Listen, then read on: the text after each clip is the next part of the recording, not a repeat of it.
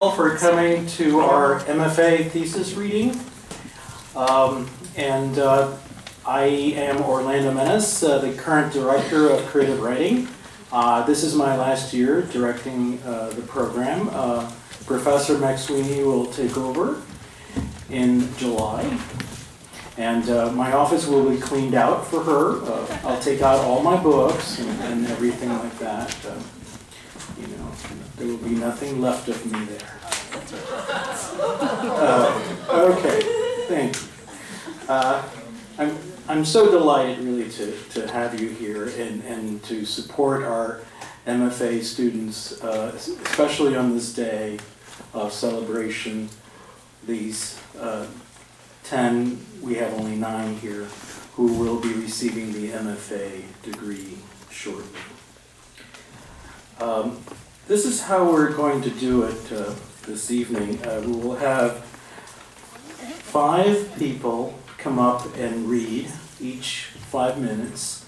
Then we will have an intermission for about 15 minutes or so, and then the next group of readers will come up to read as well. And then we'll have some awards given out, and we'll have a surprise. Surprise!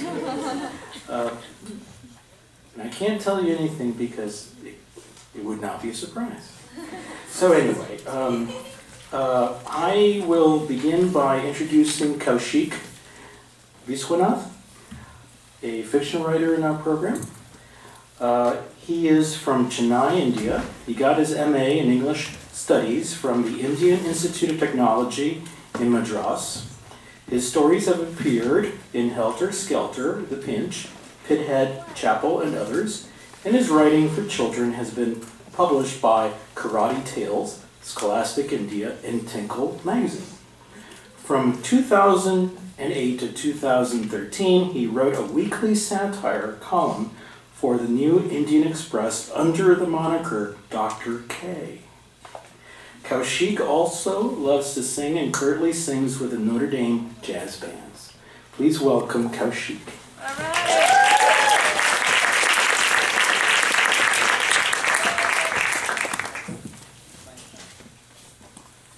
Thank you, Orlando.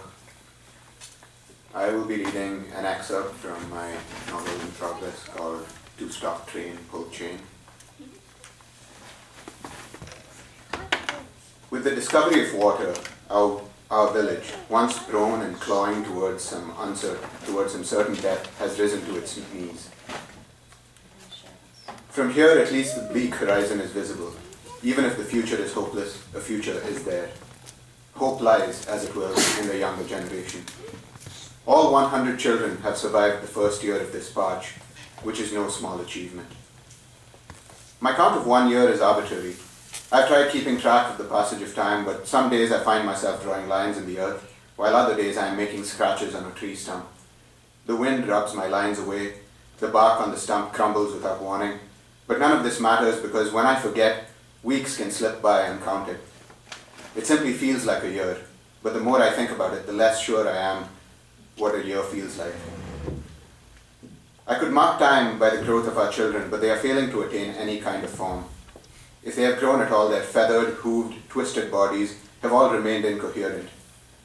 It is a miracle that they can still cling to one another, arm to arm, beak to ankle, hand to tail, like their lives depend on it.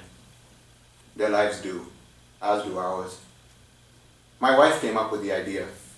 If our children hadn't arrived when they did, she says, their heads and claws and snouts all cracking through their clay wombs at once, she could never have pulled me out of the well. Our rope of clothing was not nearly long enough to reach the depth I had descended to. It was necessary to chain together our newborns, she says, and this was their first experience of the world, pulling their father out of a well with their bodies. It was a challenge, but they learned quickly, she says. They may appear to be all out of form, but they are sturdy children and obedient. There is no denying that. Even now they descend once a day, all linked together, my wife's hand at one end of the rope of clothes with the pail at the other to draw water up from the well. They go about it now with a practiced efficiency. I cannot decide if it is this feat or the fact that the well has not yet dried up that is a bigger miracle. I wake up some nights choking on the fear that the water has suddenly vanished. Our lives hang upon that thread of water running beneath the earth. Water alone cannot sustain 102 lives, so we are sustained also by the milk that my wife and our cow provide. Curse you, our cow of plenty says to me when I bring her water and kneel to milk her. I was all ready to sit down and die when you came up from that well, she says. And now you prolong my miserable life so I can prolong yours. For what? For the children, I say. Let them grow, they'll lead us somewhere better. I would have hung myself if I wasn't staying alive for their sake, she says. And if there was a tree around here to hang myself from. There will be one soon, I say, but this does not sound like consolation. I save a few palmfuls of water every day to sprinkle around the base of a tree stump. A shoot has emerged from the side of the stump, some magical green spark that had remained dormant for all this time, unfurling slowly into tender life. The cow knows what I'm talking about. Every day I resist the urge to eat it up, she says. I feel the same way, I say. I've stripped all the bark from that stump just to have something to chew on. All my teeth are good for otherwise is grinding in my sleep. We're alive, but we've survived as skeletons, even the cow. Some days I think she looks so gaunt and sickly that I bring her my wife's milk. The children are not yet capable of speech, and I wonder if they will ever be. They are quick, however, in understanding. Sharp minds in need of education. I try from time to assemble them in whole school. I line them up in a row, height order, then sit them down. I take silent attendance, going around and counting to 100. They should have names, I think, but 100 names is too many when I cannot even remember one. And then I ring the bell. I knock a tattoo on the steel pail to commence class. First class is numbers. There are 100 of you, I say. More than that is 1,000. Less than that is 1. More than 1 is 2, but 2 is less than 100. There is also 10, I say, and spread apart my fingers. You have 10 fingers, but some do, I see, and others don't. How to explain 10 to a child with only hooves? Next class is history. In the beginning, I say. What came in the beginning? I came here looking for a woman. And then I try to think what comes next. Have any of you seen her? I ask. They all point sideways. I follow their gaze to my wife. She sits in the shade of the cowshed, milking herself. When she looks up at me, her eyes are so black they make me feel dizzy. I've seen this woman somewhere before. Yes, I say to my children, breaking my gaze, steadying myself. She's the one.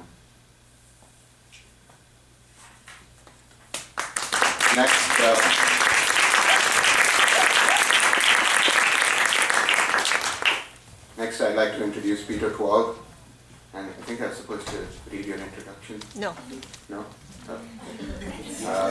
Well, Peter has been named the best living poet in Kaushik's annual magazine.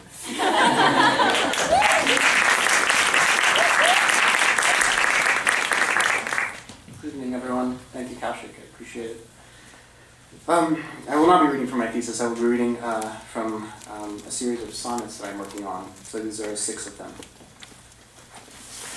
It comes apart the way it does in bad films. And at a radio bar, I'm offended by the ice in my highball because I said rocks. I might make a night out of just blinking as fast as that corner strobe light, the headache-stalking serial killer in the back of my head. A seat some seats down, you fold yourself into a paper bird missing one wing. All my friends approach girls like the theme of the evening is small victories. I grew up learning to leave my feet by the door. And when I watch TV later, I'll think I want to be immortalized, like the most obnoxious person. Some laugh track. Look for you in my pocket. Try to mend that wing. You forgot what you meant when you read what you said.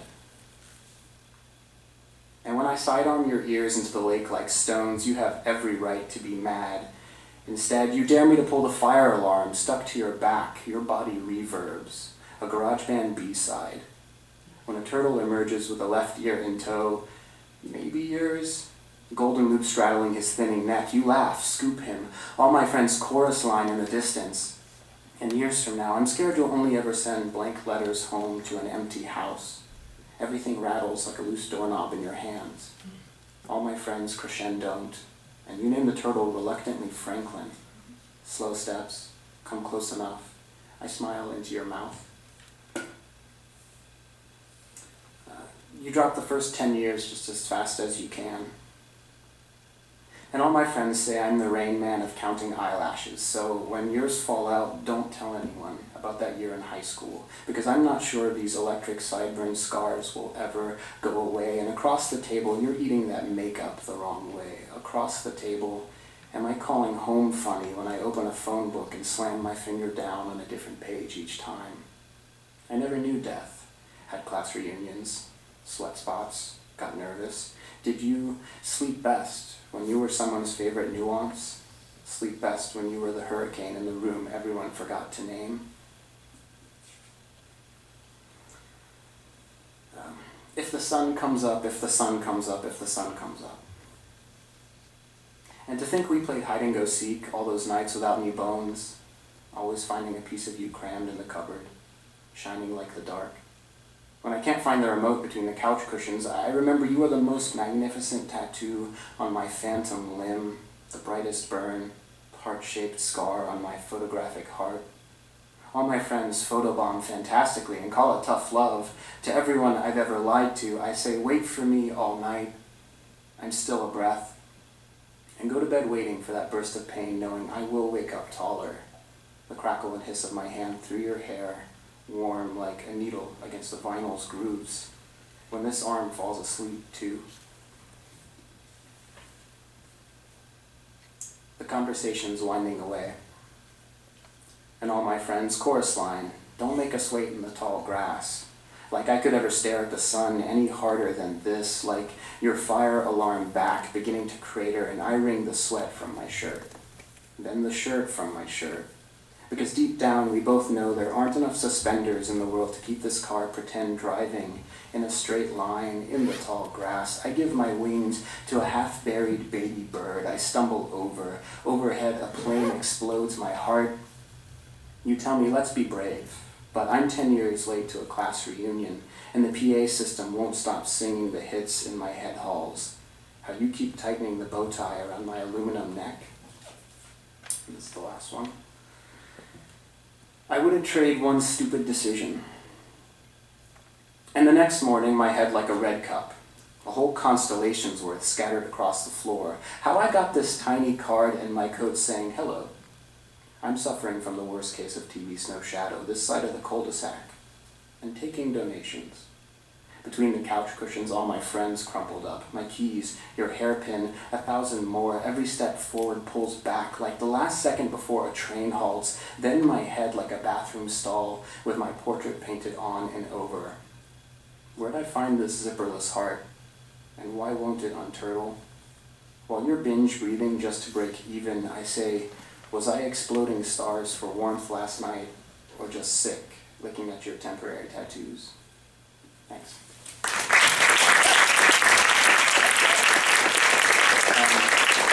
And it is my pleasure to introduce our next prose writer, a wonderful person and great friend to have, so Christine Texera.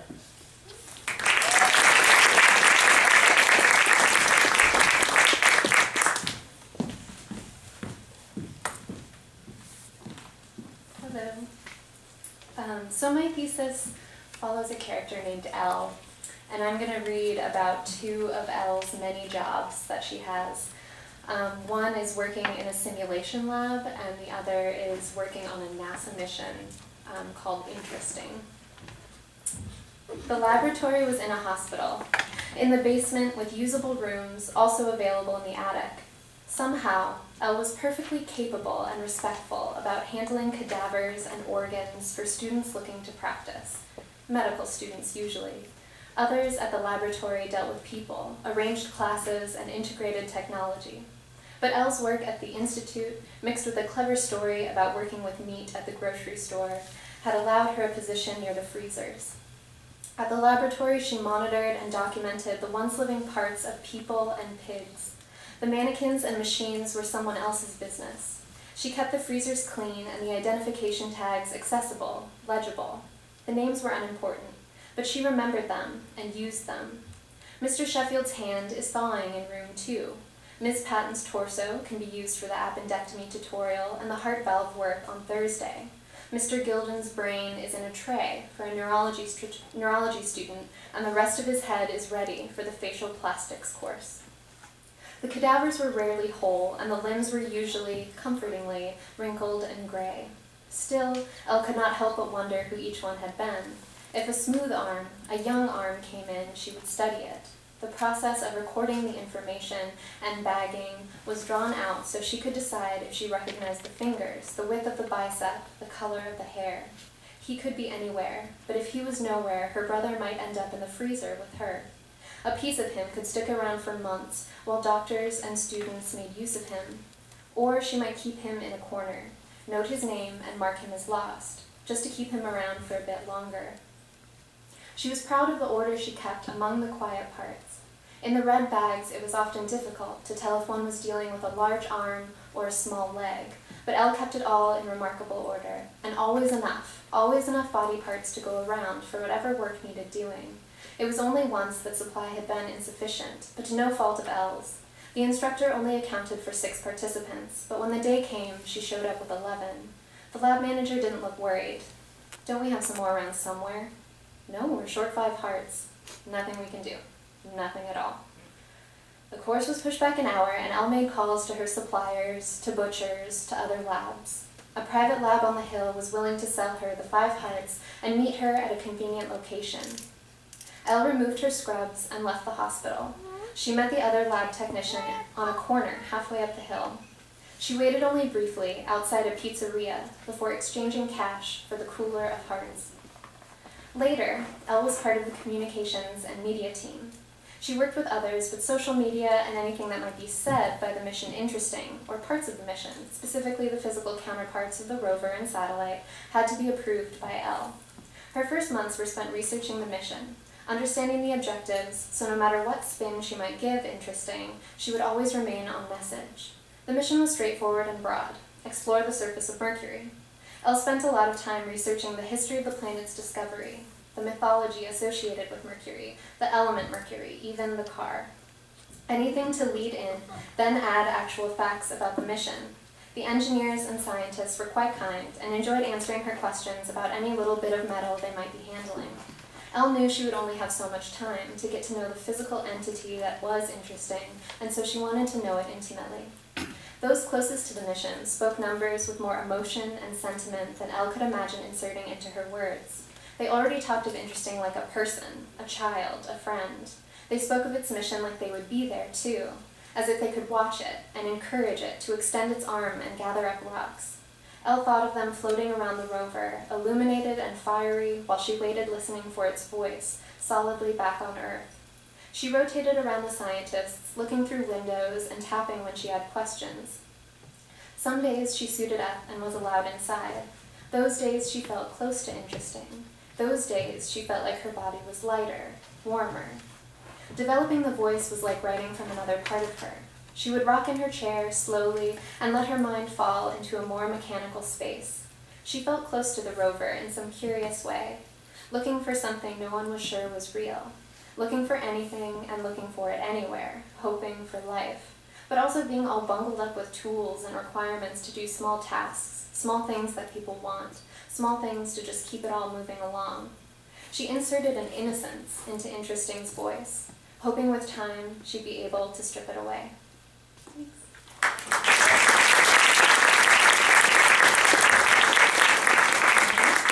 So now it is my pleasure to introduce a friend and an amazing writer and translator and editor, Alireza Taheri Araki.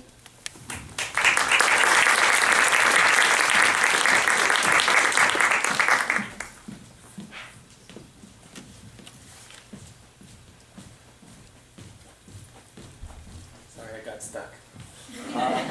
Good evening, everyone. Thanks for coming out. Reading part of a short called The Sheep. The sheep had blocked the whole highway. It sure was a bad traffic jam. Hamad Highway was totally congested. We had barely moved in the past 10 minutes. I turned the AC off and rolled the window down when I came to a stop behind a white Volkswagen Beetle. The tank was half empty and I was almost out of my gas quota. The man in the car on my right had an arm and half a torso out dangling out of the window. He went back in, grabbed a newspaper from the back seat and stuck his half torso back out. "Ever seen such a hot nose?" he asked. "No, it's strange," I answered. He started fanning himself. Global warming and stuff, huh?" He had a thin mustache. "I don't know what that really is." "Oh, you don't?" I can't say I didn't detect condescension in his tone. "It's like this big, thick blanket that covers the earth and it makes the weather very hot and very cold. It's bad." "I see," I nodded. "You see?" he asked. "I see," I answered. "Kill the engine," he said. "Why?" "It's bad for global warming. It all comes from the exhaust," he said triumphantly. "It's a gas blanket, you see?" "Oh, I see," I said, and killed the engine. "You get to save some gas too," I added with a smile. "Yeah, that too." We both looked ahead. Two men were fighting while a woman screamed and tried to separate them. They had grabbed each other's collar in an attempt to punch the other in this town. People started getting out of their cars to separate them. "Who's leading those sheep?" asked the man before he lit a cigarette. "Beats me," I replied. People have stuff to do, New Year shopping and lots of other stuff. They shouldn't let sheep on highways." The traffic started to move. I started the car. The white Beetle crawled ahead 5 or 6 feet before coming to a stop. I stopped. The man appeared again. He stuck his head out of the window and tapped ash off his cigarette. The sheep were inching forward about a mile ahead of us. There were a lot of them, a big flock. "My kids are waiting for me," the man said. "I know," I replied. "They really shouldn't let sheep on the highways." I was starting to feel hot. "I got the girl this Barbie doll." He reached over and got the box from his back seat. "It's a nurse, you see? Because she has this little clipboard and this stethoscope here around her neck. How cute is that? And she's blonde too. Isn't that cute?" "Yes, it's so cute." "You want to know what I got for the boy?" He held the cigarette with his lips and leaned back in. He reappeared with a tiny ping pong ball in his hand. "A ping pong ball? Oh, great," I said. "Ping pong ball, that's great." He stared at me for a long moment, as if waiting for me to say something else. A siren could now be heard behind us. About a mile behind, a decrepit ambulance was stuck in a sea of unmoving cars. "Ha! You fell for it," the man said excitedly. "It's not a ping pong ball, it's this cute Lego thing. Isn't it cute? They make these really nice toys these days." "Yeah, they're really nice," I said. The sheep were moving slowly ahead in the distance towards the west. Hamad is one of Tehran's 2 east-west highways, and sheep were going west. "The sheep are going west," I told the man. "Yeah," he said. "Kill the engine." I killed the engine. The ambulance wailed in vain. Some cars honked in protest to the presence of sheep on the highway. It was Nowruz, and it was not untypical of the streets to be crowded, but it was untypical of sheep to be hiking highways, not only on Nowruz, but also on any other day. I turned the radio on. An hour later, I was listening to the radio and trying to keep the beat with my foot. The man on my right had his chin on the wheel. The woman in the white Beetle was talking on her cell phone. A helicopter was approaching. I leaned forward and looked up at the sky to spot a helicopter. I read the big police written on the bottom of it. "It was the police," I said to the man. "Yeah," he answered with his chin on the wheel and his eyes to the sky. The traffic moved another 5 feet ahead. The man put the car in gear but didn't take his chin off the wheel. I turned off the radio. An hour later, I turned on the radio. The ambulance was howling pathetically. I fanned myself with my hand a little.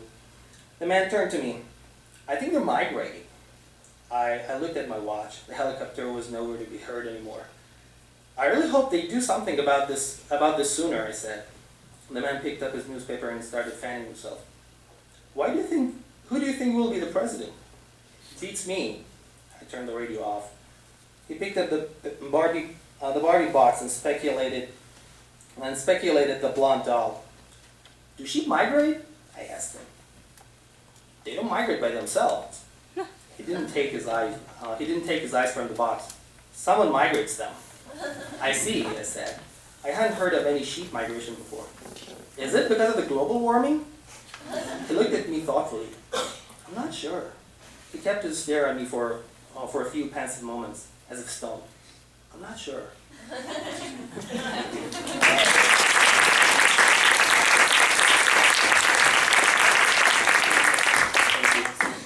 It's my pleasure to introduce our next poem, my friend Jamie Russell.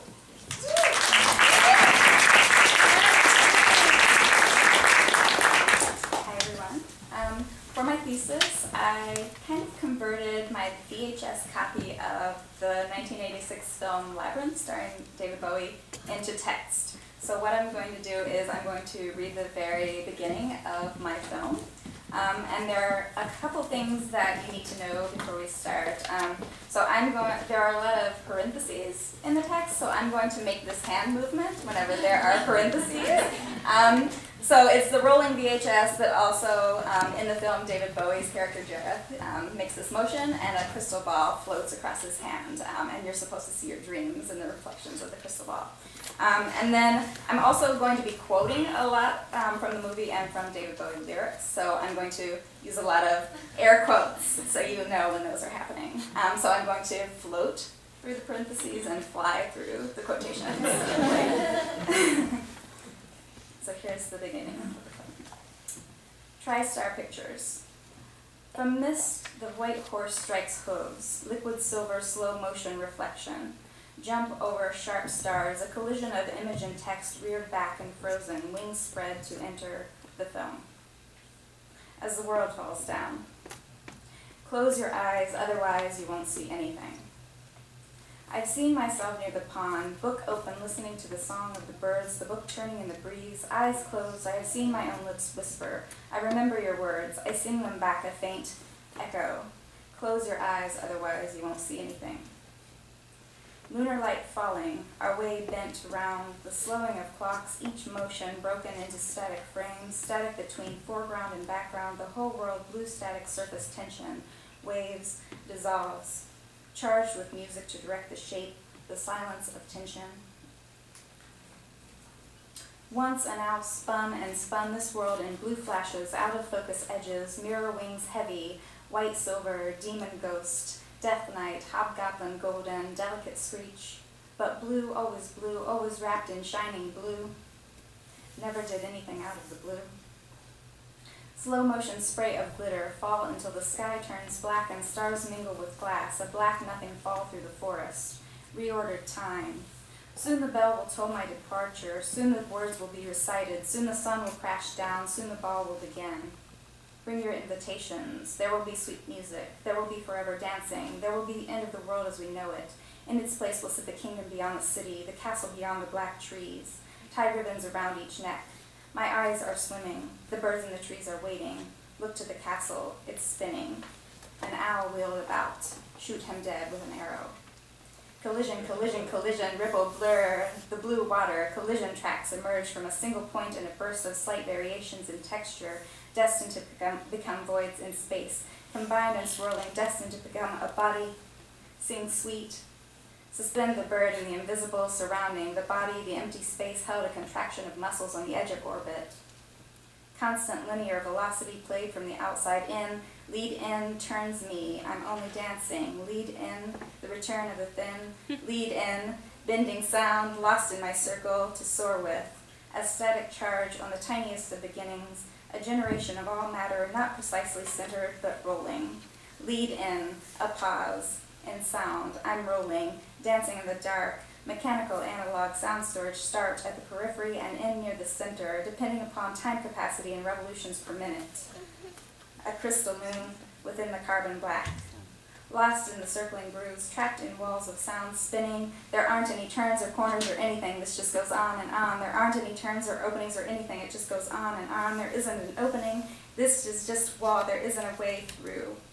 We're playing the same song, the same part, to start all over again, back to the beginning. Which way? I have to get to the castle at the center, within your heart. Time depends on speed and spacing. Spin, evenings, between the stars, as the world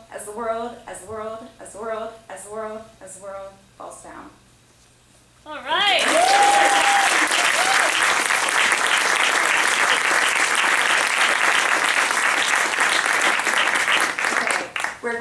a 15-minute intermission now. So please hurry and devour all of the food. I was told that it must be gone before the 15 minutes are over.